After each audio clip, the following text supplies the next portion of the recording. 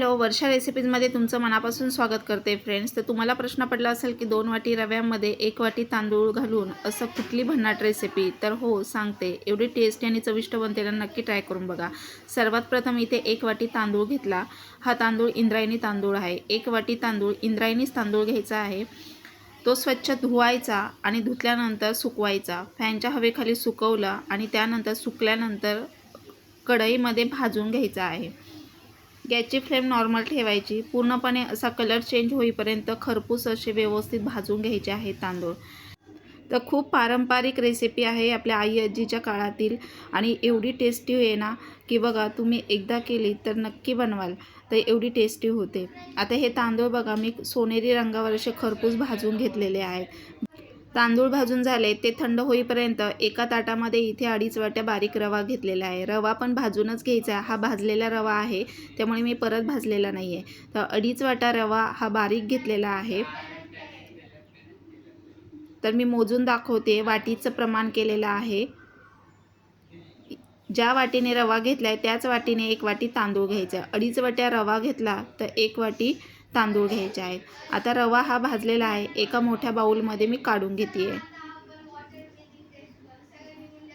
तर बारीक रवा वापरायचा आहे।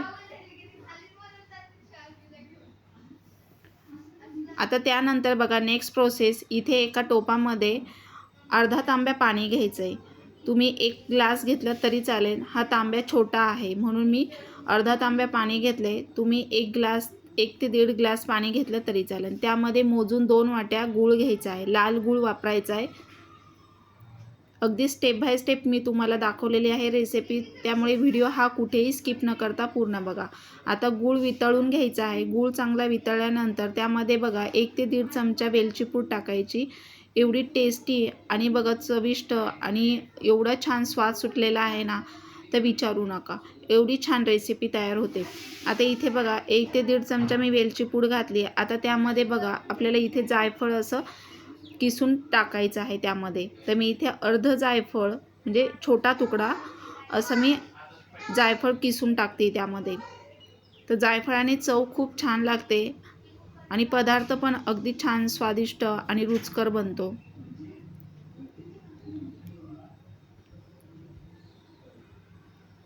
तर आपल्या आई आजीच्या काळातील रेसिपी आहे। पारंपरिक चालत आलेली ही रेसिपी तुम्ही एकदा केली तर नक्की कराल बघा, आणि खास करून ही लग्न सराईमध्ये तर खूप केली जाते। आता बघा, गूळ पूर्णपणे वितळून घ्यायचा आहे त्यामध्ये। तर असं फोडून पूर्ण पाण्यात वितळून घ्यायचं आहे। त्यानंतर इथे एका मोठ्या कढईमध्ये बघा मी 2 ते 3 चमचे तेल घातलेलं आहे। तेल चांगलं कडकडीत तापून घ्यायचं आहे। गॅसची फ्लेम हाय ठेवायची आहे आणि कडकडीत आपल्याला तेल तापून घ्यायचं आहे। तेल तापेपर्यंत आता इथे एका ताटामध्ये मी गव्हाचं पीठ घेतलेलं आहे। गव्हाचं पीठ मोठ्या 2 वाट्या घेतलेलं आहे मी। तुम्ही अंदाजे घेतलं तरी चालेल। त्यामध्ये चवीनुसार थोडं मीठ टाकायचं आणि मध्ये असं बघा थोडंसं साईडला करून त्यामध्ये चणापीठ भुरभुरायचं आहे। चणापीठ 1 ते 1.5 चमचा, नाश्त्याचा जो चमचा असतो तो 1 ते 1.5 चमचा चणापीठ टाकायचं आहे। आणि त्यानंतर आपल्याला तेलाचं मोहन त्यावर टाकायचं आहे। तर तेल चांगलं तापून घ्यायचं आहे। गरम करून घेतल्यानंतर कडकडीत तेलाचं मोहन त्यामध्ये घालायचं आहे आणि असं पटकन उलटणीने मिक्स करून घ्यायचं आहे। थोडं नॉर्मल झाल्यानंतर हाताने पूर्णपणे मळून घ्यायचं आहे। मी तुम्हाला व्हिडिओत दाखवले त्या पद्धतीने करायचं आहे। आता बघा, गरम तेल असल्यामुळे उलटणीने सगळीकडे मिक्स करून घेतलं। त्यानंतर थोडं नॉर्मल झालं तर हाताने पूर्णपणे पिठाला चोळून घ्यायचं आहे ते तेलाचं मोहन। पिठामध्ये व्यवस्थित मिक्स करून घेतल्यानंतर अशी मूठ झाली पाहिजे असं हे पिठाला चोळून घ्यायचं आहे। म्हणजे खुसखुशीत आणि चविष्ट असा रुचकर पदार्थ बनतो। तर आता बघा मिक्स करून झालेला आहे आणि त्यानंतर आपल्याला पीठ भिजवायचं आहे। तर लागतनुसार पाणी घालून पिठाचा घट्ट असा गोळा बनवून घ्यायचा आहे। आता इथे मिक्स करून घेतलेला आहे मी बघा। तर व्यवस्थित असं मिक्स करून झाले, घाई करायची नाही आहे। आता इथे लागतनुसार पाणी घालून घट्टसर असा गोळा बनवायचा आहे। तर चपातीसाठी आपण बनवतो त्या पद्धतीने त्याच्यापेक्षाही थोडासा घट्ट बनवायचा आहे। जास्त पण नाही आणि जास्त पातळ पण नाही पीठ करायचं आहे। तर आता इथे बघा लागतनुसार पाणी घालून हाताने मिक्स करून व्यवस्थित गोळा बनवून घेते मी. थोडं थोडं पाणी टाकायचं आहे. थोडं थोडं पाणी टाकून सगळं मिक्स करून घ्यायचा आणि त्यानंतर घट्टसर असा गोळा बनवून घ्यायचा. पीठ भिजवताना मळून घ्यायचं आहे. त्यामुळे पीठ चांगलं भिजल्यानंतर पदार्थ पण छान बनतो आणि आपल्याला हे पीठ नंतर पण अर्धा तासासाठी भिजवून घ्यायचं आहे. अर्धा ते 1 तासासाठी पीठ चांगलं भिजवून घ्यायचं आहे. आता पीठ चांगलं भिजवून घेतल्यानंतर आपण जे सारण बनवणार आहोत तर ते सारण सकाळी जर तुम्ही बनवलं तर 3 ते 4 तासांसाठी चांगलं भिजू द्यायचं आणि त्यानंतर तुम्हाला पीठ भिजवून पुन्हा पीठ अर्धा ते 1 तासासाठी भिजवून घ्यायचं आहे आणि नंतर करायला घ्यायचं आहे. तर व्हिडिओ थोडासा पुढे मागे झालेला आहे. हे सारण पहिले बनवून घ्यायचं. हे सारण 3 ते 4 तासांसाठी भिजू द्यायचं आहे आणि त्यानंतर पीठ भिजवायचं आहे. तर तुम्हाला वाटेल की पीठ मी अगोदर भिजवलं, तर नाही, पीठ नंतर भिजवायचं आहे. हे सारण पहिले करून घ्यायचं. आता तांदूळ थंड झाले. तांदूळ मिक्सरला चांगले बारीक करून घ्यायचे. फाईन पावडर तयार करून घ्यायची आहे. मिक्सरला बारीक करून घेतल्यानंतर तुम्हाला मी दाखवतेच व्हिडिओमध्ये. हे बघा, पूर्णपणे अशी पावडर करून घ्यायची तांदळाची. त्यानंतर चाळणीने चाळून घ्यायचं आहे. चाळणीने चाळून घेतल्यानंतर मग आपल्याला पुढे बाकी प्रोसेस राहिलेली करायची आहे. तर हे सारण पहिले बनवून घ्यायचं आणि त्यानंतर पीठ भिजवायचं आहे. तर तुम्हाला वाटेल की मी पहिले पीठ भिजवलं आणि नंतर सारण बनवते, तर तसं नाही आहे. सारण पहिले बनवलेलं आहे, ते 3 ते 4 तासांसाठी चांगलं भिजू द्यायचं आहे आणि त्यानंतर पीठ भिजवून गव्हाचं करायला घ्यायचे आहेत. तर मी तुम्हाला स्टेप बाय स्टेप दाखवते.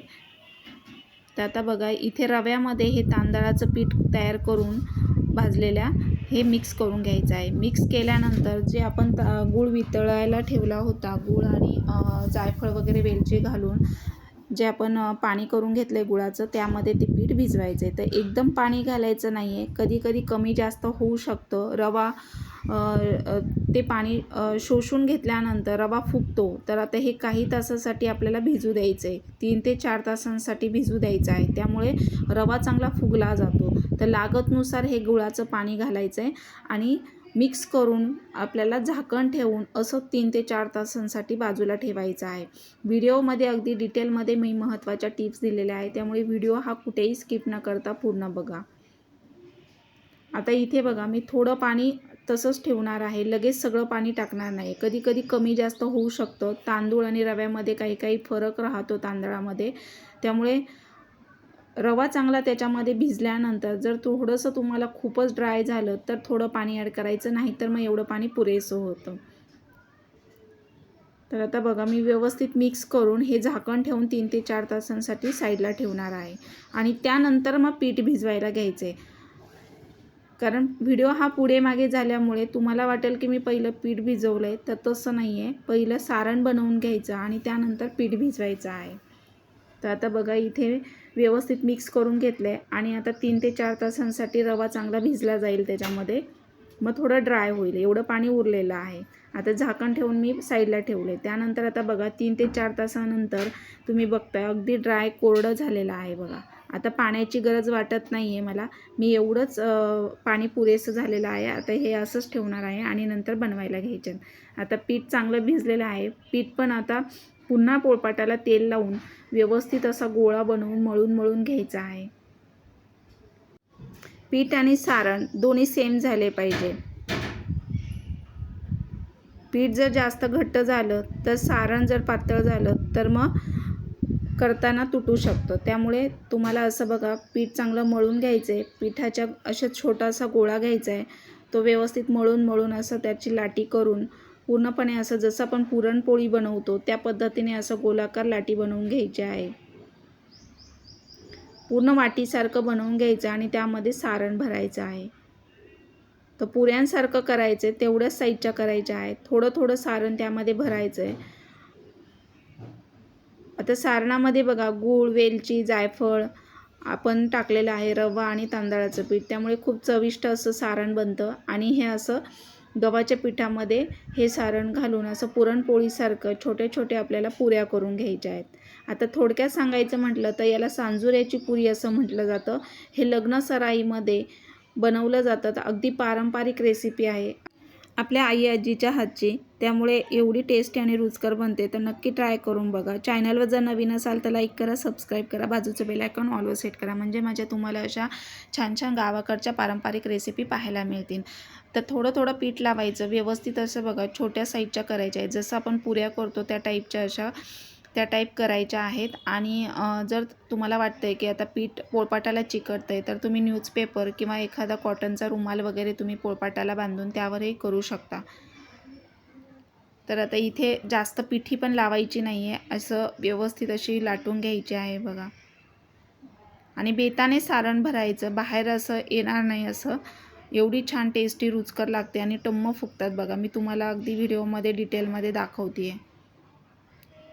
आणि जास्त पातळ नाही आणि जास्त जाडही लाटायच्या नाही, अशा साईजच्या लाटायच्यात बघा.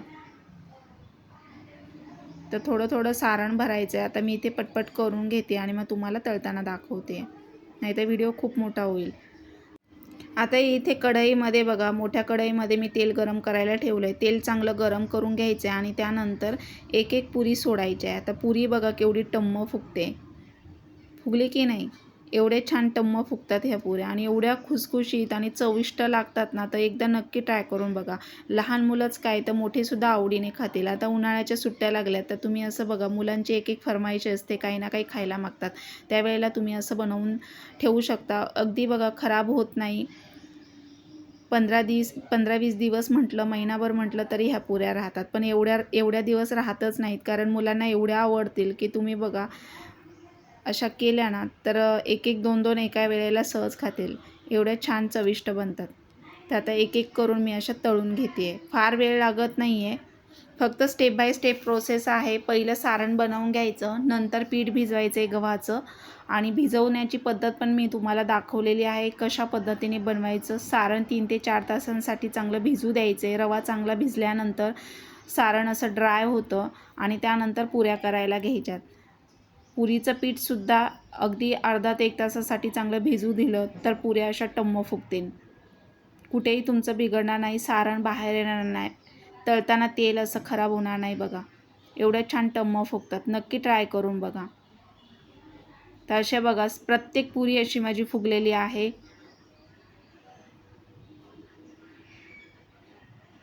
आणि एवढ्या खुसखुशीत होतात ना, तर बघा अगदी दात नसलेले आजी लोकंसुद्धा छान चवीने खातील, एवढे छान टेस्टी होतात. तेलामध्ये टाकायचं, उलटणीने अशी पलटी करायची, दोन्ही साईडने व्यवस्थित तळून घ्यायची. गॅसची फ्लेम नॉर्मल ठेवायची, हाय फ्लेम ठेवायची नाही आहे गॅसची, नाही तर मग खूप लालसर अशा होतात आणि मग आतमध्ये काही वेळेला सारण असं कच्चं लागतं, त्यामुळे व्यवस्थित तळून घ्यायचे आहे.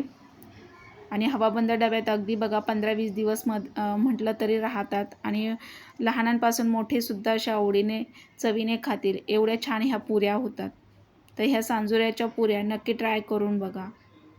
तर बघा एवढा छान कलर आलेला आहे ना पारंपरिक रेसिपी, नक्की ट्राय करून बघा.